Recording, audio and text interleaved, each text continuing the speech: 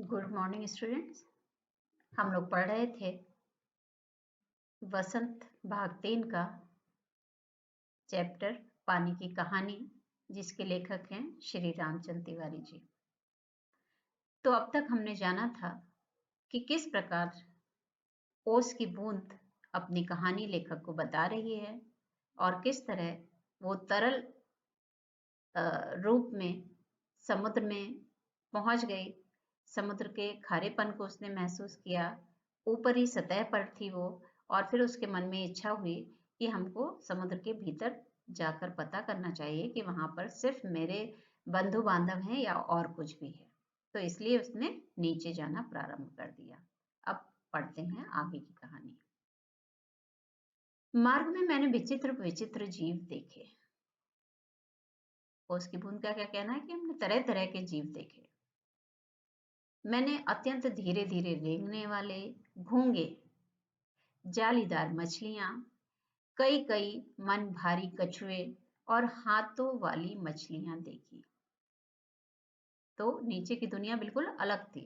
वहां पर उन्होंने कई धीरे धीरे रेंगने वाले घोंगे देखे, मछलियां देखी तरह तरह की, बहुत भारी बड़े बड़े कछुए देखे और हाथों वाली मछलियां भी देखी।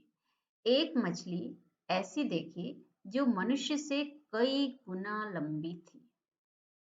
उसके 8 हाथ थे। वह इन हाथों से अपने शिकार को जकड़ लेती थी। तो अब ओस की बूंद ने समुद्र की भीतरी दुनिया का वर्णन किया है कि किस प्रकार के वहां पर जीव जंतु थे। उसने एक मछली का जिक्र किया है कि एक 8 हाथ वाली मछली थी जो अपने हाथों से शिकार को पकड़ लेती थी। इतना देखने के बाद बूंद और गहराई की खोज में किनारों से दूर गई, तो उसने देखा कि एक ऐसी वस्तु है जिसको देखकर वो चौंक पड़ी। उसको आश्चर्य हुआ। अब तक समुद्र में अंधेरा था। सूर्य का प्रकाश कुछ ही भीतर तक पहुंच पाता था। आप कल्पना करिए कि सूर्य का प्रकाश कितनी दूर तक पहुंचता होगा नीचे समुद्र में। तो बाकी नीचे उसको अंधेरा लग रहा था और बल लगाकर देखने के कारण शक्ति लगा रही थी नीचे देखने की, अंधेरे में देखने के लिए कि नीचे क्या है। तो उसकी आंखें दुखने लगी। मानवीकरण है, जैसे कोई मनुष्य अपनी बात बता रहा है। मैं सोच रही थी कि यहाँ पर जीवों को कैसे दिखाई पड़ता होगा। बूंद के मन में आ रहा था, पानी के मन में आ रहा था कि अंदर के जीव आपस में देखते कैसे होंगे। तभी उसे सामने एक ऐसा जीव दिखाई दिया जो मानो कोई लालटेन लिए घूम रहा हो, उसमें इतना प्रकाश था। यह एक अत्यंत सुंदर मछली थी जिसके शरीर से प्रकाश निकल रहा था। इसके शरीर से एक प्रकार की चमक निकलती थी जो इसे मार्ग दिखलाती थी, रास्ता दिखलाती थी। इसका प्रकाश देखकर कितनी छोटी छोटी अनजान मछलियां इसके पास आ जाती थी। आकर्षित होकर के इसका प्रकाश देखकर आकर्षित होती थी और इसके पास आ जाती थी। और जब ये भूखी होती थी तो पेट भर उनका भोजन करती थी। तो इसके आकर्षण में खिंची हुई छोटी मछली आ जाती थी और इसका जब मन होता था तो ये उन्हीं मछलियों से अपना पेट भर लेती थी। विचित्र है, लेखक ने कहा बड़ा विचित्र है, अजीब सी बात है। जब मैं और नीचे समुद्र की गहरी तह में पहुंची तो देखा कि वहां भी जंगल है। छोटे ठिगने, मोटे पत्ते वाले पेड़ बहुत आयत से उगे हुए हैं, बहुत सारी मात्रा में उगे हुए हैं। वहां पर पहाड़ियां हैं, घाटियां हैं। इन पहाड़ियों की गुफाओं में नाना प्रकार के, विभिन्न प्रकार के जीव रहते हैं जो निपट अंधे तथा महाआलसी हैं, जिनको दिखाई नहीं देता और बहुत आलसी हैं, पड़े रहते हैं। ये सब देखने में मुझे कई वर्ष लगे। जी में आया कि ऊपर लौट चले। बूंद के मन में, पानी के मन में क्या आया कि ऊपर लौट चलते हैं। परंतु प्रयत्न करने पर जान पड़ा कि असंभव है। प्रयास जब उसने किया तो उसे लगा कि ये संभव नहीं है। मेरे ऊपर पानी की कोई 3 मील मोटी तह थी। अब वो दब गई थी, ऊपर पानी ही पानी था। मैं भूमि में घुसकर जान बचाने की चेष्टा करने लगी, प्रयास करने लगी कि मेरी जान किसी तरह से बच जाए और नीचे जमीन में जाने का प्रयास किया। यह मेरे लिए कोई नई बात नहीं थी। करोड़ों जल कण इसी भांति अपनी जान बचाते हैं और समुद्र का जल नीचे धंसता चला जाता है। मैं अपने दूसरे भाइयों के पीछे पीछे चट्टान में घुस गई।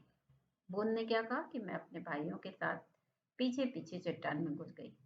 कई वर्षों में कई मील मोटी चट्टान में घुसकर हम पृथ्वी के भीतर एक खोखले स्थान में निकले। और एक स्थान पर इकट्ठा होकर हम लोगों ने सोचा कि अब क्या करना चाहिए। कुछ की सम्मति में वहीं पड़ा रहना ठीक था, कुछ की राय थी कि वहीं पे पड़े रहो तो ठीक है। परंतु हमें कुछ उत्साही युवा भी थे, जो उत्साह से भरे एक्साइटेड युवा थे, एक्साइटमेंट था उनमें, उत्साह था जीवन को लेकर। वे एक स्वर में बोले कि हम खोज करेंगे, पृथ्वी के हृदय में घूम घूम कर देखेंगे कि भीतर क्या छिपा हुआ है। तो कुछ लोग तो आलसी थे, जो चाहते थे कि हम यहीं पर पड़े रहें जहाँ पर हैं, ठीक है कोई बात नहीं। लेकिन कुछ उसमें उत्साही युवा थे, जो चाहते थे कि पृथ्वी के भीतर क्या क्या है, पृथ्वी के हृदय में क्या क्या है, हम भीतर घूम करके देखना चाहते हैं। अब हम शोर मचाते हुए आगे बढ़े तो एक ऐसे स्थान पर पहुंचे जहां ठोस वस्तु का नाम भी नहीं था। क्या था वहां पर?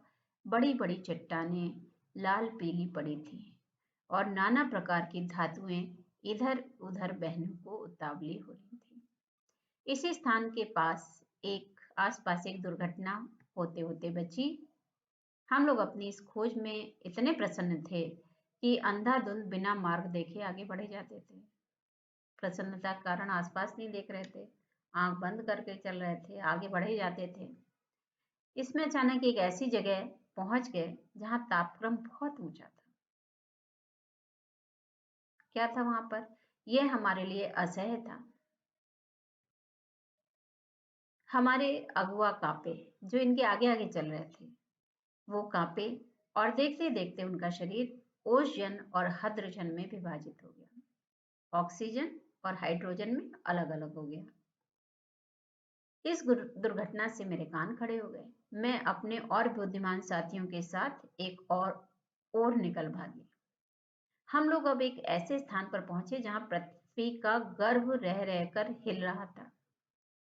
जमीन की सतह नीचे हिल रही थी। क्या हुआ था वहां पर? एक बड़े जोर का धड़ाका हुआ, बहुत तेज ध्वनि हुई। और फिर क्या हुआ? हम बड़ी तेजी से बाहर फेंक दिए गए। हम ऊंचे आकाश में उड़ चले। इस दुर्घटना से हम चौंक पड़े थे। पीछे देखने से ज्ञात हुआ कि पृथ्वी फट गई थी। ज्वालामुखी का नाम आपने सुना होगा बच्चों, कि किस तरह से धरती फटती है, किस तरह से उसमें से आग की लपटें निकलती हैं, और बहुत सारी, केवल आग ही नहीं निकलती, बहुत सारी धातुएं भी बाहर आ जाती हैं। पीछे देखने पर ज्ञात हुआ, बूंद ने क्या बताया कि जैसे कि धरती फट गई थी और उसमें से धुआं, रेत, पिघली हुई धातुएं तथा लपटें निकल रही थी। ये दृश्य बहुत शानदार था, देखने में बहुत सुंदर दृश्य था, और इसे देखने की हमें बार बार इच्छा होने लगी। तब लेखक ने कहा कि मैं समझ गया, तुम ज्वालामुखी की बात कर रही हो। हाँ, तुम लोग इसे ज्वालामुखी कहते हो। अब जब हम ऊपर पहुंचे तो हमें एक और भाप का बड़ा दल मिल गया। हम गरज कर आपस में मिले और आगे बढ़े। पुरानी सहेली आंधी के भी हमें यहाँ पर दर्शन हुए। वो हमें पीठ पर लादे कभी इधर ले जाती, कभी उधर ले जाती। बड़े ही आनंद के दिन थे, बहुत मौज मस्ती के दिन थे। हम आकाश में स्वच्छंद किलोले करते फिरते थे, खेलते फिरते थे आकाश में, और हवा हमको कभी इधर ले जाती, कभी उधर ले जाती। बहुत से भाप जल कणों के मिलने के कारण हम भारी ओर चले थे, अर्थात बादल का रूप ग्रहण कर लिया था और नीचे झुक गए, और एक दिन बूंद बनकर नीचे कूद पड़े, अर्थात बादल का रूप ग्रहण करने के बाद एक दिन बूंद बनकर ये नीचे कूद पड़े। मैं एक पहाड़ पर गिरी। उसकी बूंद ने अपना क्या परिचय दिया कि मैं एक पहाड़ पर गिरी और अपने साथियों के साथ मैली कुचैली हो एक और बह चली। पहाड़ों में एक पत्थर से दूसरे पत्थर पर कूदने और किलकारी मारने में जो आनंद आया, वो भूला नहीं जा सकता। तो पहाड़ों पर जो चट्टाने हैं, उस पे बूंद ने बताया कि किस तरह से वो एक पहाड़ से दूसरे पहाड़ पर कूद रही थी, और इसमें जो उसको आनंद आया उसको भूल नहीं सकती। एक बार बड़ी ऊंचे शिखर पर से कूदे और नीचे एक चट्टान पर गिरे। बेचारा पत्थर हमारे प्रहार से टूट टूट कर खंड खंड हो गया। तो प्राय आपने देखा है कि बड़ी बड़ी चट्टानें, बड़ी बड़ी शिलाएं जब उस पर बहता हुआ पानी, वेग से पानी गिरता है तो वो टुकड़े टुकड़े हो जाता है। तो जब ये बूंद, केवल एक बूंद की बात नहीं है, जब इकट्ठा हुई पानी की बूंद, एक बहुत सारी पानी इकट्ठा हो गया, पानी गिरा उस पे, तो वो टूटकर खंड खंड हो गया। ये जो तुम इतनी रेत देखते हो, पत्थर को चबा चबा कर हम ही बनाते हैं। जिस समय हम मौज में आते हैं तो कठोर से कठोर वस्तु हमारा प्रहार सहन नहीं कर सकती। तो अभी तक की कहानी में आप लोगों ने जाना कि किस तरह समुद्र के बारे में ओस की बूंद ने बताया, किस तरह ज्वालामुखी के बारे में बताया, किस तरह वो भाप बन करके ऊपर बादलों में मिल गई जा करके, और फिर पानी के रूप में नीचे गिरी, पहाड़ पर गिरी, और पहाड़ पर उसे किस तरह एक से दूसरे पहाड़ पर कूदने में आनंद आ रहा था, इसका वर्णन उसने किया। तो आगे की कहानी हम लोग नेक्स्ट वीडियो में पढ़ेंगे।